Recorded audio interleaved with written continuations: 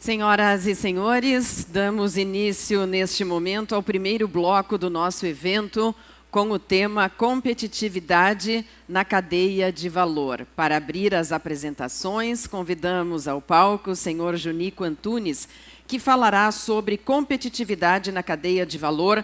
Não se copia, se constrói.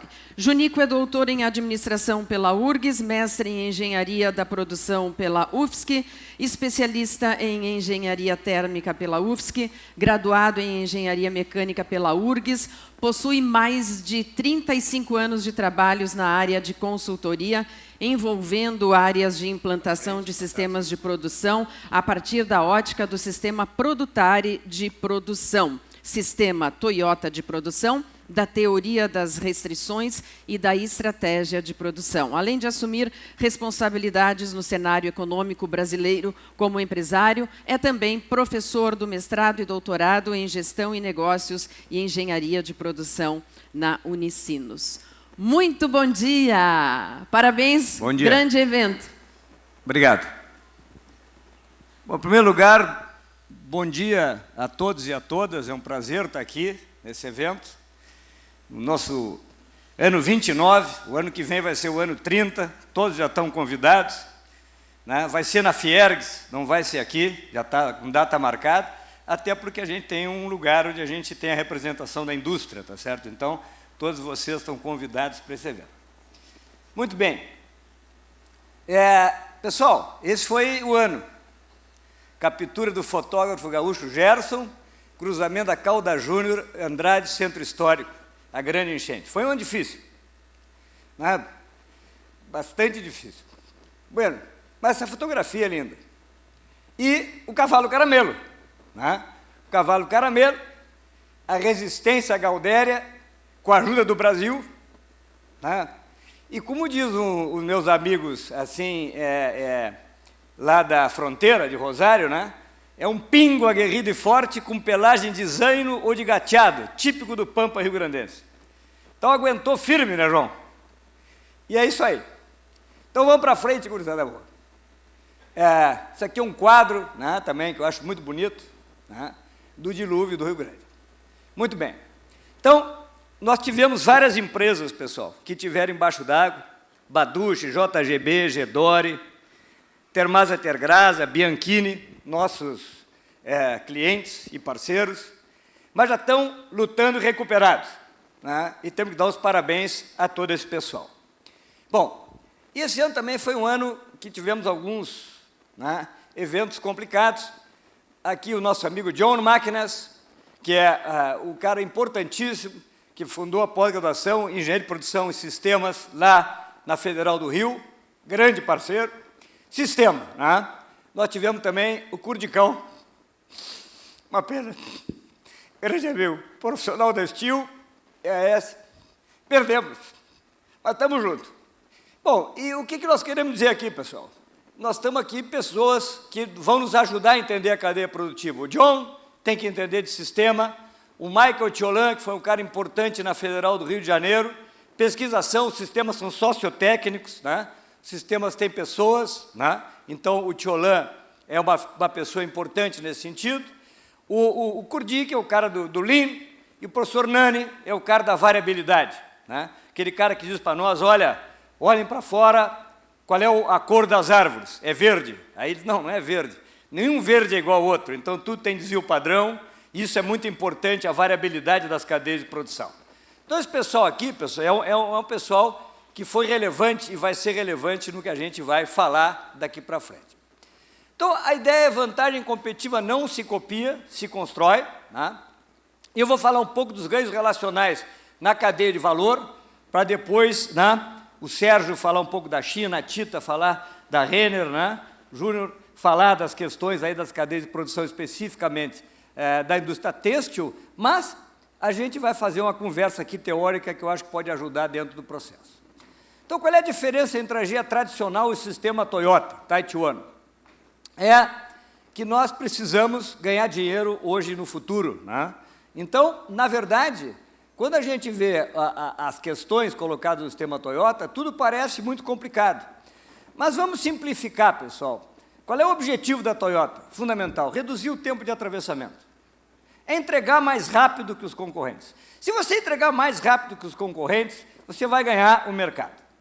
Essa é a linha de raciocínio básica, né, que está por trás do sistema Toyota. E aí a ideia é, enquanto as engenharias em geral, a mecânica, a elétrica, têxtil, etc., se preocupam com o objeto andando, os japoneses se preocupam com o material parado. Ou seja, por que parou? Parou por quê? Porque na medida que as coisas estão paradas, nada está funcionando. Não tem sincronização, tem problemas de qualidade, a cadeia não está entregando no prazo. Então, nós precisamos, para bater a Shen, né, para fazer a Tupi ser a melhor do mundo, nós precisamos cadeias de produção rápidas, para Bibi Calçados, né, Rosnaldo andar, fundamentalmente, esse troço é rapidez. Só que você não faz rapidez se não tiver qualidade, você não faz rapidez se não tiver sincronização, você não tem rapidez se você não tratar da variabilidade, você não tem rapidez se os equipamentos falharem, né, João? Então, esse é o lema mais importante. Eu gosto de um exemplo, pessoal, que é o exemplo da GE Selma, que é uma empresa de Petrópolis que faz motores, revisão e montagem de motores de avião. Esses caras, eles fizeram a competição com os americanos e eles realmente tinham a fábrica em Petrópolis e queriam ganhar a revisão. Hoje, esses caras são os maiores caras do mundo e queriam ganhar a revisão dos americanos. E o americano deu uma oportunidade, há muitos anos atrás, para eles. Só que disseram, olha, eu não vou pagar esses custos logísticos para trazer para o Brasil. Beleza? Não vou pagar esses custos logísticos para trazer para o Brasil. Vocês têm que se virar. Eles entraram na competição e entregaram 45 dias antes do competidor, do cara que estava a 200 quilômetros da companhia. E até hoje eles entregam mais rápido. Só que eles fizeram a proposta de valor, Tita, genial. Eu vou pegar esse negócio aqui da turma, eu vou levar a logística ao Brasil, eu vou fazer a revisão no Brasil, vou levar e entregar para o cara. E fizeram isso em 45 dias, menos que o cara que estava a 50 quilômetros de distância. Resultado, foram ganhando a competição, e até hoje são uma empresa que atende todas as empresas de avião do mundo. Então, pessoal, nós temos que fazer nossas cadeias de produção serem rápidas, objetivas, senão não consigo competir internacionalmente. Ainda mais agora no mundo das plataformas, né, Sérgio? Bom, então, o que acontece? Vamos mostrar aqui um pouquinho dos ganhos relacionais, né? Os ganhos relacionais que são um elemento aqui para dar início ao debate. Isso aqui, pessoal, é uma cadeia normal de produção. Tem um fornecedor e tem um cliente. Isso é uma discussão que eu fiz com os caras da GM há 30 anos atrás, do programa de pós-graduação em administração da URGS ainda, né? Os caras trouxeram um cara da GM e nós conversamos. E aí, o cara da GM explicou esse negócio, por que nunca ia funcionar o just-in-time nos Estados Unidos. E aí, eu peguei esse exemplo, porque esse exemplo é um exemplo muito relevante. Então, eu tenho fornecedor, cliente, estoque do fornecedor, estoque do cliente. Quando o cara pede o just-in-time, o cliente tem força, Ju. Ele é geralmente uma montadora, um cara... O que ele faz? Ele quer reduzir o estoque, aquele azulzinho. Só que no início, para o cara que é fornecedor poder entregar just-in-time, ele tem que aumentar o estoque. Só que tem o seguinte, o que o cara diminui de estoque no cliente é maior do que aumenta no fornecedor. De tal maneira que no total da obra, eu reduzo o custo global fornecedor mais cliente. Isso aqui está nesse processo gerais, está explicado. E aí aparece uma discussão. De quem é aquele ganho? Porque o ganho é da fornecedor, o ganho é da GM, de quem é o ganho? E aí, o meu amigo americano disse, cara, como nós propusemos o just-in-time, nós propusemos a estrutura do estoque, o ganho é nosso. E o fornecedor tem que fazer o jogo e se virar. Aí está a diferença do sistema Toyota para os caras. Porque esse ganho nunca aconteceria se não tivesse o cliente e o fornecedor. Então, na verdade, esse ganho é um ganho da relação existente entre o fornecedor e o cliente. E se é um ganho da relação, todo mundo tem que ganhar. Então, a Toyota perde uma parte do negócio, entrega para o fornecedor e cria uma cadeia de produção. Foi isso uma das razões mais importantes que matou a GM e a Ford. Então, na verdade, pessoal, o que nós temos a guerra? Nós temos aqui a seguinte situação. Tu pode produzir, Tu pode comprar ou tu pode cooperar. Produzir internamente, comprar ou cooperar. Qual é a lógica que leva as cadeias a se tornarem competitivas, né, Rosnaldo? É a cooperação. Comprar, eu digo, qual é o menor preço? Pá, compro do cara. Ou não confio no fornecedor, trago internamente, né, Bruno? Faço internamente. Maravilha. A Toyota diz, vamos cooperar. Mas por que nós vamos cooperar? Aí entra uma conversa muito importante. Por quê? Porque eu vou dividir os ganhos relacionais. Quando eu divido os ganhos relacionais, o que acontece? Eu gero confiança. A palavra central, pessoal, é confiança. Confiança é o jogo econômico real. Por quê? Porque agora, pessoal, o que eu vou fazer? Eu vou trabalhar, cooperar, e cooperando eu vou dividir os ganhos relacionais e eu vou cooperar para competir. E eu começo no just in time, mas depois eu vou desenvolver produto junto com os caras, desenvolver processo junto com os caras, desenvolver logística junto com os caras, eu vou desenvolver máquinas junto com os caras. Né, Zé? A gente conhece bem o mundo ocidental. E o que acontece? Tu começa a te diferenciar em toda a cadeia. Não é mais só internamente na tua fábrica. Tu vai te diferenciar no tecido, tu vai te diferenciar na estrutura da máquina de costura, né, Ronaldo? E essa diferenciação acumulada é difícil de copiar, é inimitável. E sendo inimitável, aí o jogo começa a virar no meu sentido. Então não tem nenhuma jogada que leve nisso. Aí o cara dá um exemplo. Muito bem, os caras desenvolveram a capota aqui na Queco, pena que o meu amigo Trentinho não está aqui, na Queco. Eles desenvolveram a capota aqui da Toyota. Os engenheiros da Toyota vinham aqui 5, 6 vezes por ano para desenvolver junto à capota, para tropicalizar o produto. Ou seja, não é um cliente de longe, é o cara perto, tá certo? Para poder trabalhar e botar inteligência em conjunto. Então, esse tema, pessoal, é um tema que é a parte mais difícil de entender do sistema Toyota de produção. E não precisa ser grande, só precisa ter espírito de cooperação, boas ideias e trazer os caras junto para a operação. Muito bem. Cooperação. Aqui eu peguei só para ficar no tempo aqui, e tem especialistas muito melhores do que eu. Então, tem uma cadeia aqui, cadeia texto, design, criação, protótipo, planejamento, a demanda, que é completamente sazonal e irregular, mas isso aqui acontece em calçados, isso aqui acontece em móveis, isso aqui acontece em máquinas agrícolas, aí você tem estrutura de corte, costura, acabamento, expedição, e-commerce, aqui a parte vermelha, vendas, cliente, beleza? Isso aqui é só uma parte da cadeia. Vou pedir para o Rodrigo vai depois desenhar toda a cadeia, porque aqui tem tecido, isso aqui tem... Para trás tem um bando de coisa, tá certo? Tem caras de máquina, tem caras que vão participar com software na cadeia que leva o estilo até a máquina de corte. Eu fiquei impressionado com o evento que eu fui na Fibatec, como tem tecnologia variada. Só que essa tecnologia variada, se ela não está na cadeia, ela é específica. Tu tem que jogar na cadeia para ela ficar competitiva. Qual o objetivo dessa cadeia? A verdadeira competição entre cadeias, qual é a mais eficiente? É aquela que atende o cliente.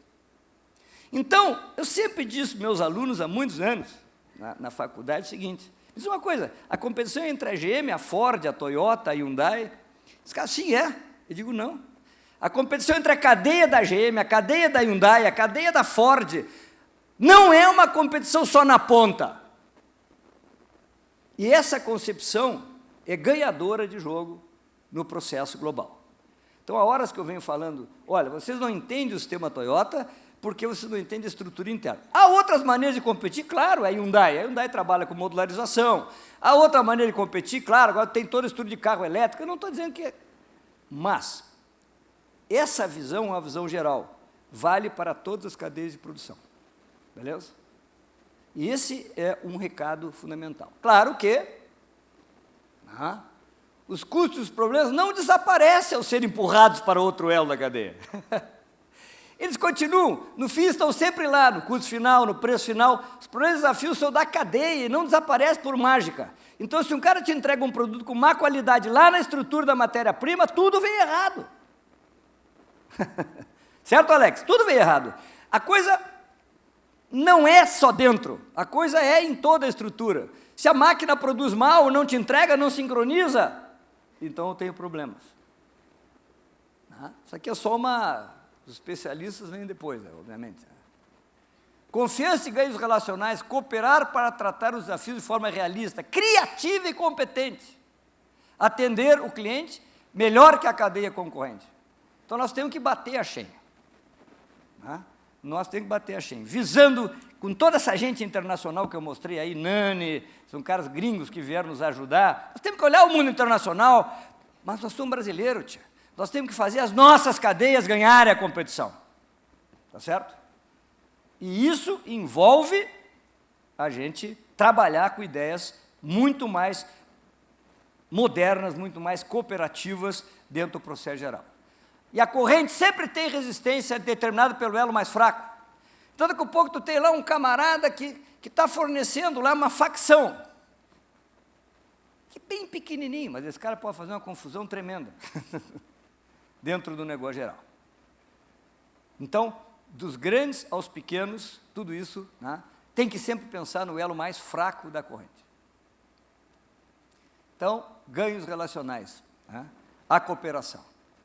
Eu tentei aqui me manter rigorosamente no tempo, e faltam 25 segundos. Gostaria de agradecer, certo?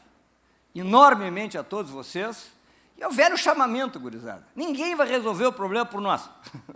Nós temos que botar a mão na massa, mas com conceitos que são e devem ser superiores dentro do processo geral. Superiores dentro do processo geral. Sem ortodoxia, tá certo? E vamos avançar para a competição. Às vezes, o just in time, quando a gente começa a fazer na fábrica, Barrone, é porque o produto foi mal desenhado, não está modularizado, porque a estrutura de concepção de processo não está ligada com o cliente, e aí tu quer resolver na fábrica o que é impossível de resolver, porque as coisas já começaram mal na concepção. Então, temos que avançar, pessoal. Avançar, e isso é um caminho positivo. Muito obrigado a todos e a todas, e agora vai vir realmente os caras que entendem, né? Eu só dei um papo geral aqui para fazer a abertura do debate. A salva de palmas, Junico Antunes. Obrigada.